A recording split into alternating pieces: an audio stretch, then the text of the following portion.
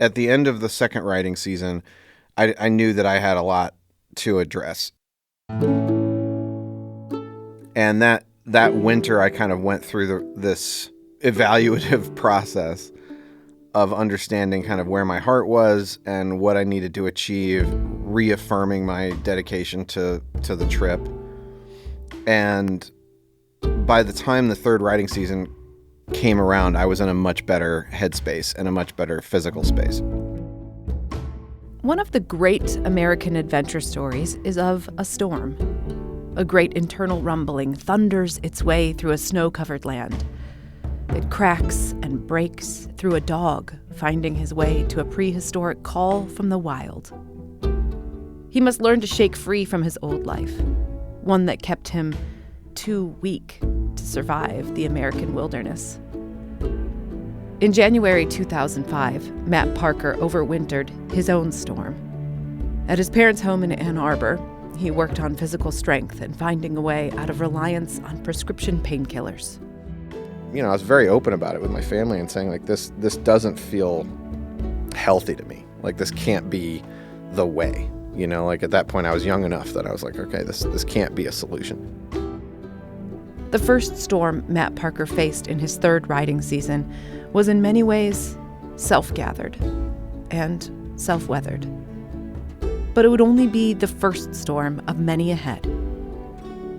This is Rite of Passage. I'm Laura Weber Davis. Chapter 10, American Whirlwind.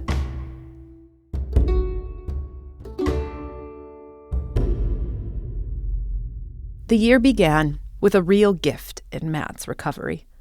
A new equine partner in the form of a broad-shouldered, creamy champagne Appaloosa named Silver. Horse trainer Ole Lindgren had secured his purchase in Anemone, Utah. Ole got him, and he shipped him out, and just started working with him all the time. I started just like sleeping there and camping out next to him and just working with him all day long, so that he and I were kind of cohabitating for all the months leading up to the trip. Why did you ship him to Michigan rather than shipping yourself out to Utah? Because I had too many things to get through, I think, and I needed to be kind of, closer to home to undergo probably 5 or 6 major overhauls, mentally, physically, training a horse, staying with the horse all the time and getting my gear in order to take off again. That was not something I could do remotely. After months of training, of working with Silver and camping with him in the chill of a Michigan winter and spring, Matt felt the trail call from eastern Kansas. His dad, Bill, helped load Silver up in an Art Deco side-by-side trailer that they fixed up together, and they hit the road in late May. I returned to Osage City, Kansas, where I had left off the year prior. And he and I drove back out from Ann Arbor, and he dropped me off in Osage City. Did you do it in a day? No. Because you'd have to get, what did you do? Like, stop along the way? Yeah. There's even a photo of us letting Silver out at a rest stop. That's funny. Is that legal? I don't know. I didn't ask.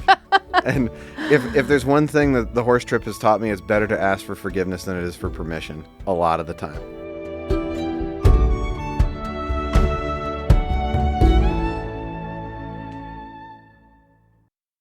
I was dropped off there, and I started heading east, and there was some of the more poignant, interesting photos, professional photos that had been taken of me during that period of time were taken from this photographer that lived in Ottawa City, Kansas, eastern side of Kansas. My name is John Nowak. I am a photographer living in Atlanta, Georgia. John grew up in the suburbs of eastern Kansas. Strip malls and big box stores dotting communities between undulating hills blanketed by grasses. In 2005, he was, like Matt, in his mid-20s. A long-time interest in capturing images on film had led to a budding photojournalism career at the Ottawa Herald. It was a 6,000 circulation newspaper in a town of 10,000 people, very small local community news. And I wanted to have a big impact, but most of the time I was covering, high school baseball and business openings and ribbon cuttings and those kind of things. So I was trying to find my own stories to cover that I thought would be interesting. And I think I read about, Matt starting out in Osage City, and of course I pull out the map and I'm like, okay, that's technically within our coverage area. And selfishly, I wanted something entertaining that I thought would be, that would give me some good pictures. Guy riding his horse across the United States, sounded really romantic and thought would lead to some interesting images. And he followed me for a while. It was kind of funny in a way. Like I could be riding down the side of the road on my way to the Missouri border, and I would look over and he'd be like in the bar ditch, like taking pictures of me or something like that. It was really interesting. And he was there this one night when a tornado was touching down right around Ottawa City, and it was the angriest, scariest storm I'd ever beheld in my life. Matt had encountered all manner of nature's beauty and brutality over the past 2 years. Heat and cold that permeate to the bone. Sideways wind and rain that grab at the skin from inexplicable angles. He even once saw a ball of blinding white electric light, a phenomenon literally called ball lightning, move across the plain in front of him. But he hadn't yet encountered the sheer force of a tornado in Kansas. John, however, had become accustomed to framing funnels as a photojournalist. The hard weather was something we just grew up with, and it was always something we were familiar with.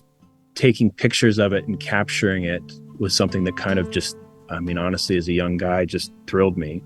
And watching, something we had absolutely no control over. I think storms always scared me deep down. I was never that arrogant that I didn't know their impact, because I would go to the aftermath of tornadoes and see how destructive they were. But I did appreciate how beautiful, something on that scale could be. And I think that's why I wanted to capture it. One of the great American adventure stories begins with a storm. A tornado whips through Kansas. It lifts a girl and her dog up with the whole house, whirls them around, and displaces them to a land of enchantment they traverse to find their way home.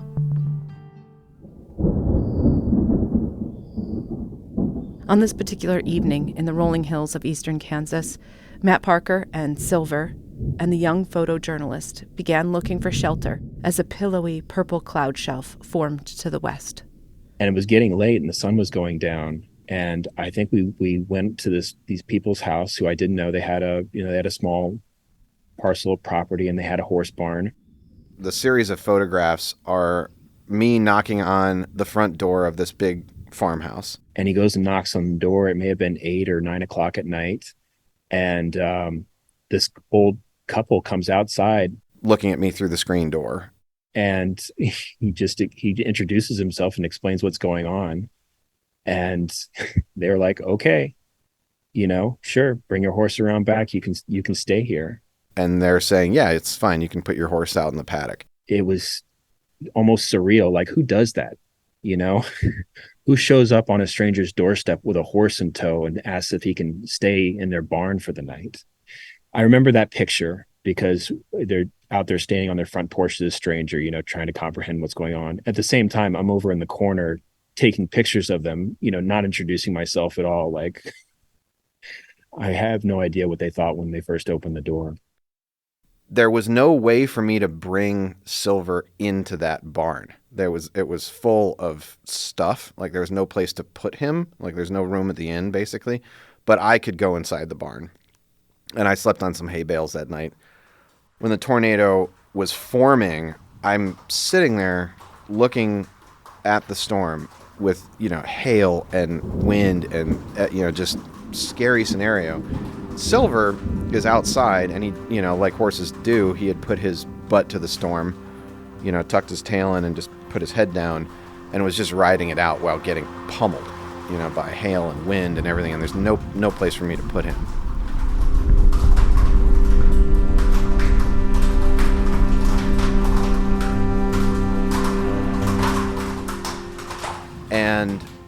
he was fine, actually. He was probably seemed more fine than me, I guess. But there's a photo captured of me sitting there looking, like sitting with my hand, my hand on my forehead, just looking like, holy shit. Like, what is going on? Like, what's going to happen here? Because there's no place I can go. And I'm in this giant barn.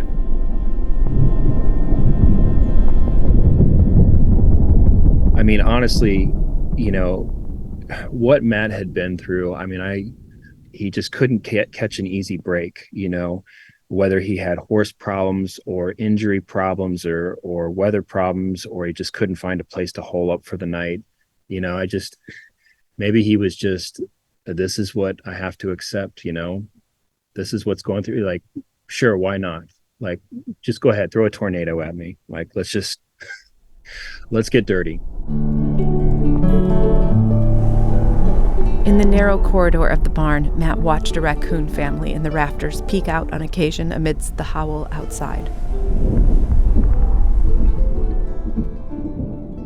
The storm passed through Kansas and rolled into Missouri, the whole middle section of the country unknowingly entering an on-ramp for a hellacious season. In 2 days, Matt would cross out of Kansas, over the invisible border ignored by Mother Nature. He'd say goodbye to the young photojournalist who had journeyed with him for a spell.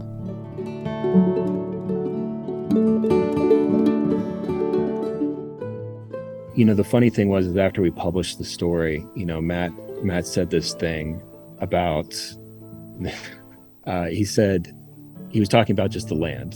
And he was like, he was impressed because he'd never been through Kansas before. And he's like, he's like, they told me it was flat. He's like, but Kansas is rolling. It's got these beautiful hills and everything. And then he made a comment. He's like, no, Ohio, that's flat. And I had so many people, they were in support of Matt because he'd not called Kansas flat. They were really, really happy with that quote that someone had come through and given a compliment to the landscape. But I remember that they were like, yeah, that horse guy, like he was good. He was a good guy. I'm glad he came through.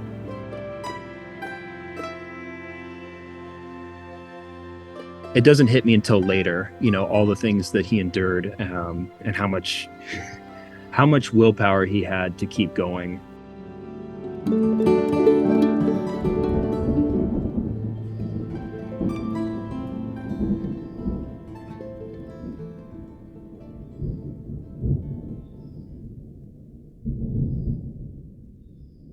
The storm goes by, and I end up, picking my way into Missouri. Matt and Silver jogged north with the terrain and crossed the wake of a tornado that had come through in recent days. This one had found its way to a horse farm, shredding the stable as tissue paper. 6 horses were killed, 40 more injured. Missouri was a tough state. It was nice to be someplace so green, where there were hills and, hardwoods again, and things that you would sort of recognize in Michigan, I guess, that wouldn't be very foreign, to the way I grew up. But it was harrowing in the sense that it felt like I had a logging truck bearing down on me every 10 minutes. Somewhere between the weather and the logging trucks, Matt discovered he had in Silver a steadfast horse with a solid countenance. He was intelligent enough that he knew he didn't want to die either. He had some, just like a mule, he had some concept of like, death is bad, let's not have that happen. And so, whereas a lot of horses have no concept of that and they don't really know anything about it, and they just, they could walk off a cliff, that he had a sense of self-preservation, even under circumstances that were, I'm sure, very scary for him and for me. Some situations Matt encountered in Missouri were scary, but not of the type that Silver's resolve could help. Matt got a tick bite and developed ehrlichiosis, a flu-like infection that sent him to the hospital for a day. He stayed with a family whose odd environs left him concerned for the well-being of the child who lived there. And he made plans to stay at a farm that raised rodeo bulls. He'd been referred to the owner of that farm by some people he'd met along the trail. And that's usually how it went. I mean, a lot of the time when I would meet somebody, they would say, oh, I know so-and-so 20 miles down the road. then they would know somebody 20 miles down the road or whatever. And so you sort of link up with these local networks. So in this case, somebody had linked me up with this person and told me where to go. And it was one of those instances where you're just kind of sitting around talking. But as Matt prepared to leave to get back on the trail, the conversation quickly took a turn. And he said something, that it was pretty ballsy that I just like rode up, to the ranch on horseback. The man pulled from his casual vocabulary a racial epithet, all to say that if Matt had not been white, he wouldn't have been welcome. He said, I would have shot you. And I just like, what? Really? And then sort of leaving shortly thereafter. I wasn't going to give him any impression that I bought into that school of thought. But I logged it. I never forgot it. It made it very apparent to me that not just so you can extrapolate or project out immediately, not just in the state of Missouri, but across anyone you would meet, how much more difficult would this journey have been, or would it have been achievable at all? You have the typical archetypes: man versus man versus himself, man versus nature. You can handle two of those no matter what your color is. Man versus himself, man versus nature. But if somebody is going to take from you your ability to travel or your ability to find shelter, in a man versus man scenario, simply because of the color of your skin, that's one of the harder things to think about. It's insanity.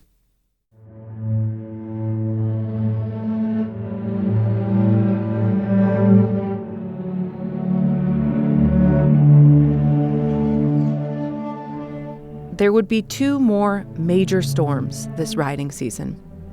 The first was Hurricane Dennis, which slowed him down in Missouri. It came up the Mississippi River. I mean, the remnants of it came up straight north. It was, just days and days of solid rain. All of my memories of that period of time were just lying in that bed, journaling, and waiting out torrential rain that just sat there for days and days and days. The second was Hurricane Katrina, which made landfall when Matt was in Ohio.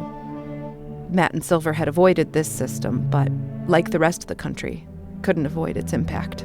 It was all people could talk about. The news for the rest of the riding season, appropriately so, nationally was mainly about Katrina. The storm surged. The levees broke in New Orleans. Americans trapped in their homes for days and weeks. More than 1,800 people died.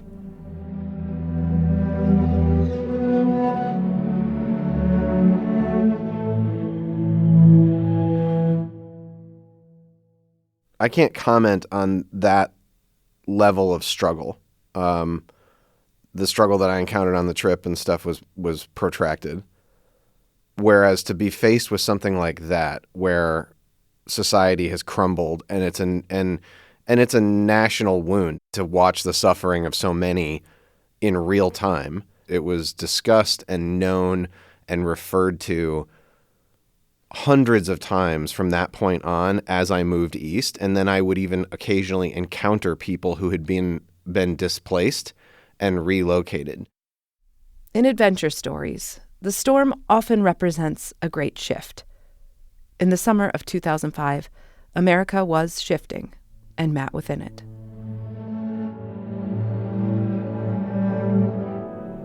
After Dennis and that hurricane's deluge in Missouri, Matt was ready for a crossing that would leave so much behind him. He planned to cross the Mississippi River on the St. Genevieve Ferry at a quiet crossing. His dad, Bill, and brother, Chris, came out for this seminal moment. It represented the last significant geographic barrier to finishing the trip. This is Chris Parker. You'd gone over 2 sets of mountain ranges. You'd gone through the desert. You were now crossing the Mississippi River. It felt like you were, it was all downhill from here.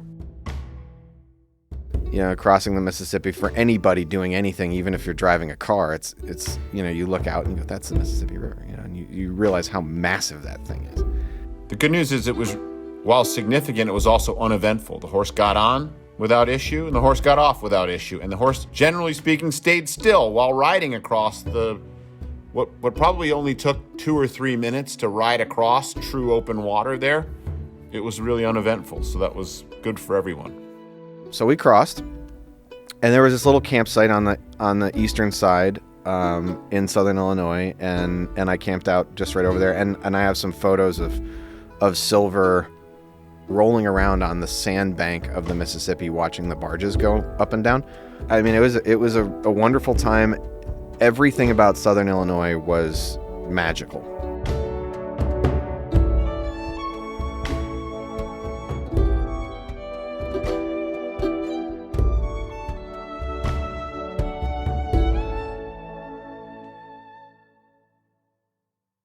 The next stretch of the journey would be one of Matt's very favorites. Unexpectedly beautiful landscapes and good people.